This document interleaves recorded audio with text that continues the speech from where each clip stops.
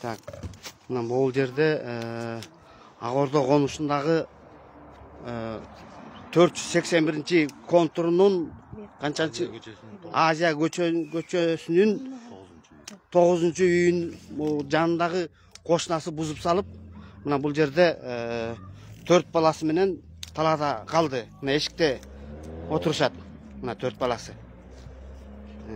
Азыр эми бул кожойкен немесин өзүнө сөз берели, сүйлөп коем. Söz 4 balam menen montup үйүм баары бузулуп, күйөөм больницада 7 жылдан бeri соттошуп жүрүп, мыйзамсыз жазалган кошунам китеп жазатып алып, мыйзамсыз жазатып алып, ушуга мыйзамсыз жазалган китебине сот чечим чыгарып берип койду деп, сот аткаруучулар келип, үйүмдү монтуп бузуп салды. Азыр болсо башка калар жерим жок, бара турган жерим жок. Күндүз кечки ушул жерде отурам балдарым менен.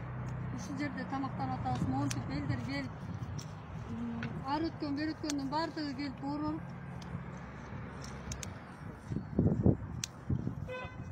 сурап кетип атышат. Күйөөм болсо больницада. Мына күйөөсү ошо жолдошу больницага чыгып калыптыр. Бузулган тамды дагы деле карап, ушул жерде отурам.